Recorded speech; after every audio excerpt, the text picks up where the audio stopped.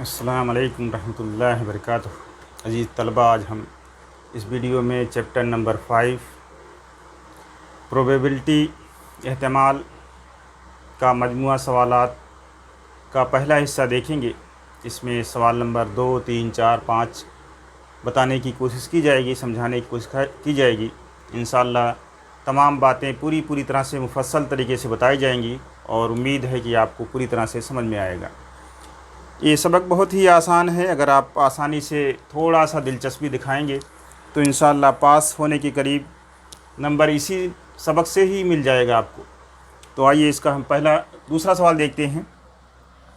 दूसरा सवाल है, बास्केटबॉल खिलाड़ी जान, वसीम और आकाश एक मखसूस जगह से बास्केट जाली में गेंद डालने की मशक करते हैं। बास्केट में गेंद जाने का एहतमाल जान के लिए 4/5, वसीम के लिए 0.83 और आकाश के लिए 58% है। किसका एहतमाल सबसे ज़्यादा है? देखिए, इसमें एहतमाल सबका दिया गया है, जान का दिया गया है, वसीम का दिया गया है और आकाश का दिया गया है, सबका दिया गया है। लेकिन हर एक का पहले वाले का कसर में दिया गया है, दूसरे वाले कसर आसारिया में दिया गया है और तीसरे वाले का फ़ीसद में दिया गया है। ये फ़ीसद में है, ये आसारिया में है और ये कसर में है। तो हम क्या करेंगे, हर खिलाड़ी के एहतमाल को एक तरीके में बदलेंगे, या तो बट्टे में बदलेंगे, या तो आसारिया में बदलेंगे, या तो फ़ीसद में बदलेंगे। तो आसारिया में बदलना आसान है, या आप और दूसरे किसी तरीके से बदलना चाहते हैं तो भी बदल सकते हैं। लेकिन आसारिया में अगर चेंज कर लेंगे तो आसारिया में जब चेंज कर लेंगे तो आपको क्या होगा कि देख करके बताने में ये समझ में आएगा कि ये एहतमाल सबसे ज़्यादा है। इसमें हम हर खिलाड़ी के एहतमाल को असरी कसर में तब्दील करते हैं। असरी कसर में तब्दील करने का मतलब कि आसारिया में तब्दील कर लेते हैं। तो जान का कितना हो जाएगा? जान का एहतमाल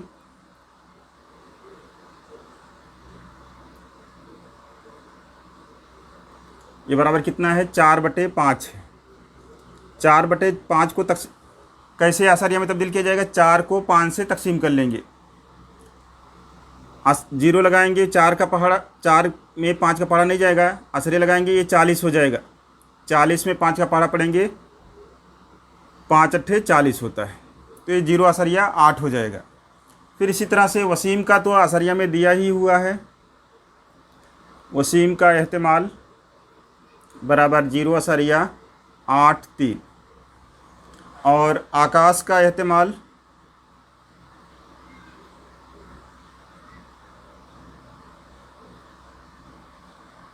बराबर ये 58% है, 58% है। तो ये हो जाएगा 58/100। इसको जब 100 से तकसीम करेंगे 58 को तो ये 0.58 आएगा। अब अगर हम इसको पहला ले लेते हैं, इसको दूसरा ले लेते हैं और इसको तीसरा ले लेते हैं, तो 1, 2, 3 से देखते हैं तो किसका एहतमाल ज़्यादा आता है वो हमको क्लियर पता चल जाएगा। यहाँ पर हमको ये देखने से पता चलता है कि 0.83 जो है सबसे ज़्यादा है।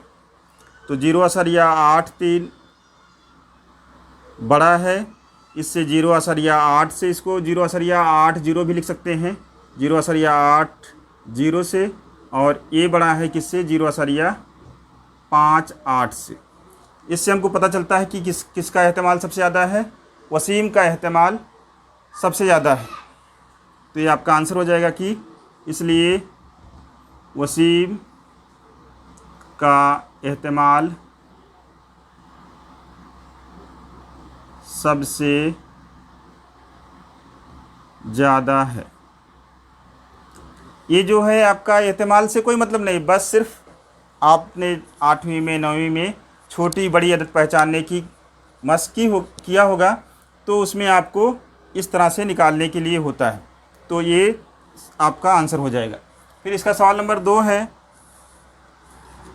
तीसरा सवाल है, एक हॉकी टीम में 6 खिलाड़ी मुदाफ़त करने वाले, 4 खिलाड़ी हमला आवर और 1 खिलाड़ी गोल कीपर है। खिलाड़ी आपको मालूम है कि जब हॉकी का खेल होता है तो कुछ लोग बाल को रोकने के लिए रहते, मुदाफ़त करते हैं। कुछ लोग जो होते हैं गोल करने वाले होते हैं, और कुछ खिलाड़ी जो होते हैं हमला करने वाले होते हैं।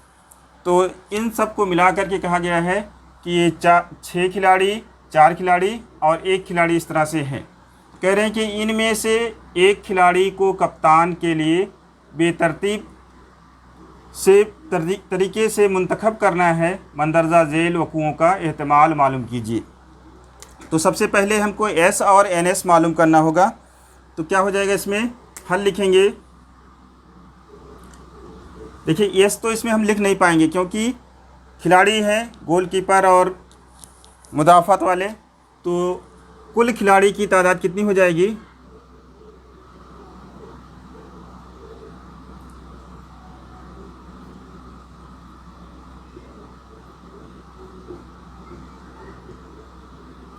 ये बराबर हो जाएगा 6 खिलाड़ी जो हैं मुदाफ़त वाले हैं, 6 जमा 4 खिलाड़ी हमलावर हैं और 1 खिलाड़ी जो है क्या है, गोलकीपर है। तो ये मिला करके 6, 4, 10, 1, 11, यानी हॉकी खेलने के लिए कुल 11 खिलाड़ी की ज़रूरत पड़ती है।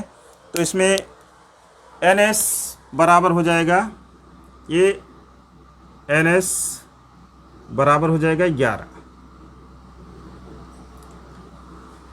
अब नंबर 1,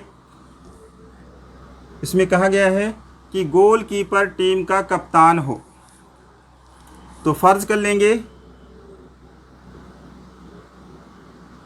फ़र्ज़ किया कि ए वक़ुआ है जिसमें गोलकीपर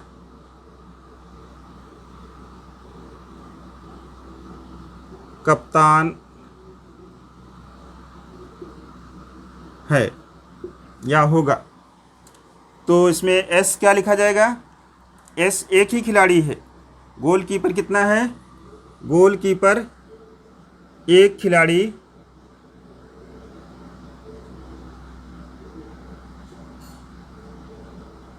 गोलकीपर है।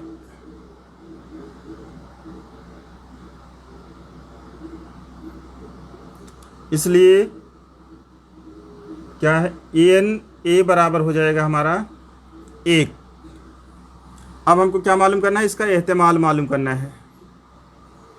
तो पी ए बराबर हो जाएगा, ये जाब्ता आपको याद होना चाहिए, एन ए बटे एन एस।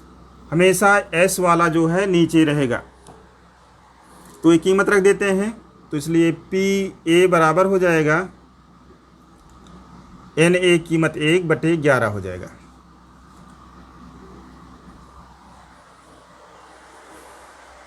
फिर इस तरह से अगर हम जगह बनाते हैं, यहाँ देख लीजिए आप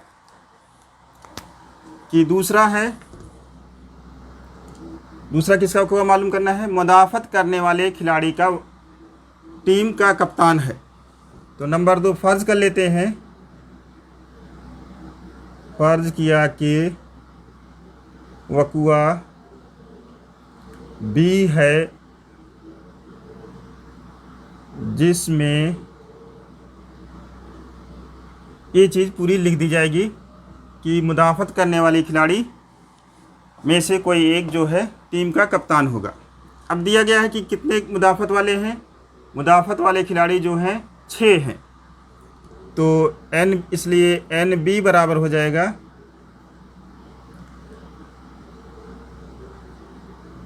6 हो जाएगा।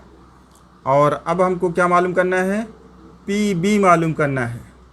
तो पी बी बराबर हो जाएगा एन बी बटे एन एस।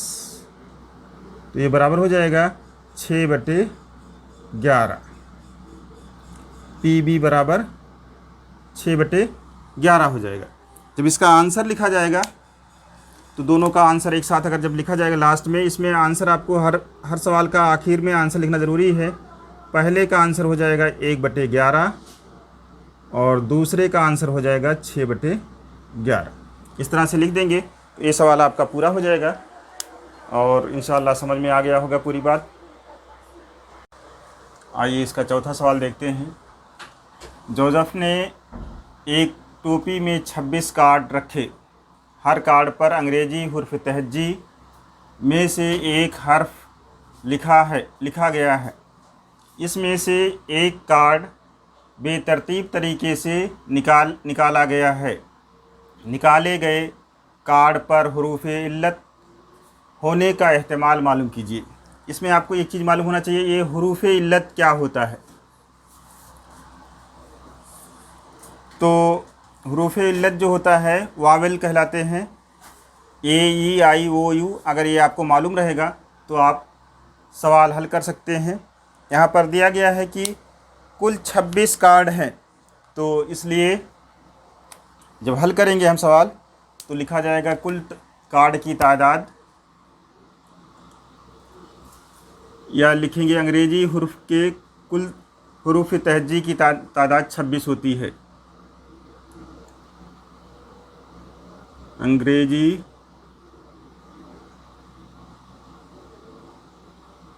हर्फ तहजी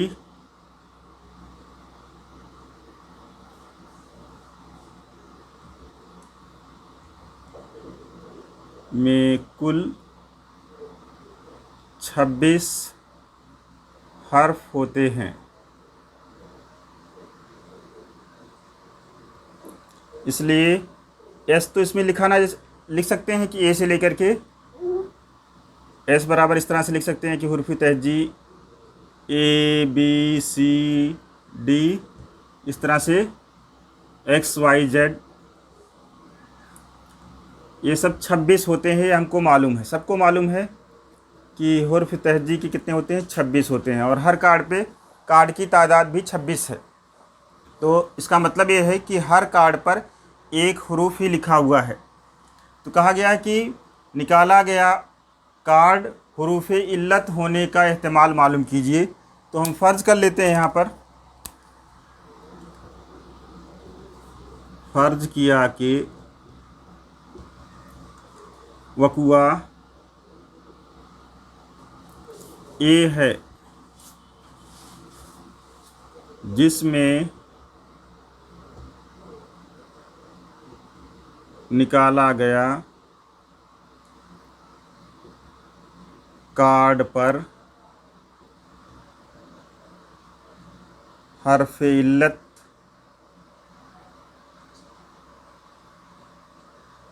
है। अब हमको मालूम है कि हर्फ इल्लत क्या होते हैं और क्या क्या होते हैं। तो ये हो जाएगा हमारा ए बराबर ए ई आई ओ यू, ये आपको याद होना चाहिए। ए ई वाई ओ यू ये वावेल कहलाते हैं। इसको हमने सेट ए ले लिया है, तो इसलिए एन ए बराबर कितना हो जाएगा, ये 5 होते हैं। हुर्फ इल्लत जो होते हैं उसकी तादाद 5 होती है। तो गिन लेते हैं, 1 2 3 4 5 हमने लिखा है। अब हमको क्या मालूम करना है, इसका एहतमाल मालूम करना है, यानी पी ए मालूम करना है। तो पी ए बराबर हो जाएगा एन ए बटे एन एस। कीमत रख देंगे, एन ए की कीमत जो है 5, एन एस की कीमत यहाँ पर 26 दी गई है। तो यही आंसर हो जाएगा पी ए बराबर, यानी हुर्फ इल्लत आने का एहतमाल कितना हो जाएगा, 5/26 हो जाएगा। इस तरह से हमारा ये सवाल हल हो जाएगा। इसका दूसरा सवाल देखते हैं, 5वां सवाल देखते हैं। इसमें कहा गया है एक गुब्बारे वाले को 2 सुर्ख, 3 नीले और 4 सब्ज गुब्बारों में से एक गुब्बारा बेतरतीब तरीके से देना है। मंदरजा झेल वक़ुओं का एहतमाल मालूम कीजिए। यानी कि इतने गुब्बारे हैं, उसमें से हर गुब्बारे में बेतरतीब तरीके से आपको उसको गुब्बारा बेचना है। तो फ़र्ज़ कर लेते हैं, फ़र्ज़ किया कि सुर्ख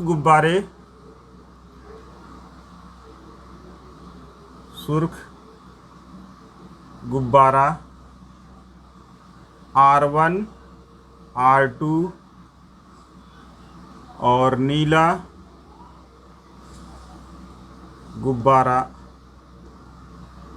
नीला यानी कि ब्लू, B1 B2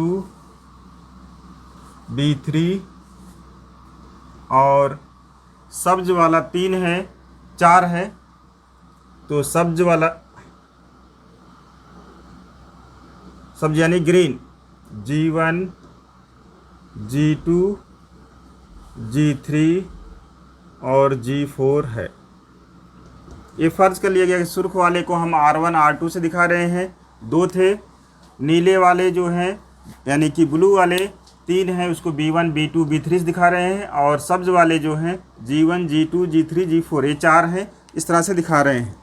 तो ये हल में यहीं से शुरू हो जाएगा आपका। अब S बराबर क्या हो जाएगा? S बराबर हो जाएगा यहाँ से R1 R2 और फिर B1 B2 B3 और G1 G2 G3 और G4, सबको कामा से अलग करके लिख देंगे। तो सब कितने हो गए? NS बराबर कितना हो जाएगा? 1 2 3 4 5 6 7 8 9, 2 3 5 4 9 गुब्बारे जो हैं उसके पास। अब पहला कहा गया है कि मिलने वाला गुब्बारा सुर्ख हो। एक बता देते हैं और बाकी आप लोग खुद से कर लेना। पहला है, फ़र्ज़ किया कि वकुआ यानी इवेंट ए है जिसमें मिलने वाला गुब्बारा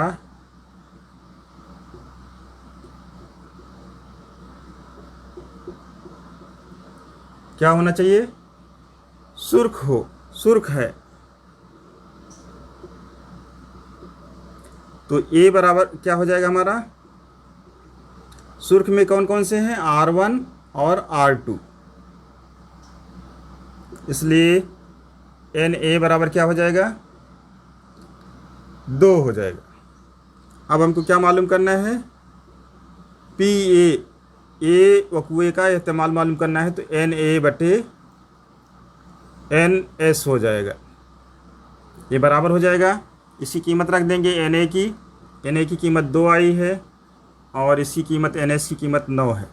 तो ये PA बराबर जो हो जाएगा 2/9 हो जाएगा। ये पहला आंसर हो जाएगा। फिर दूसरे में जब लिखेंगे तो दूसरे को फ़र्ज़ कर लीजिए B वकुआ में मिलने वाले गुब्बारा नीला है, तो उसमें नीले का B बराबर हो जाएगा B1 B2 B3 हो जाएगा, 3/9 हो जाएगा। 3/9 को काट देंगे तो 3 1 3, 3 3 9, 1/3 हो जाएगा। फिर 4 वाले को ले लेंगे यानी कि सब्ज वाले को ले लेंगे और उसको C वकुआ फ़र्ज़ कर लेंगे और कर लेंगे, इंशाअल्लाह आ जाएगा, कोई दिक्कत नहीं होगी। जज़ाकल्लाहु खैर।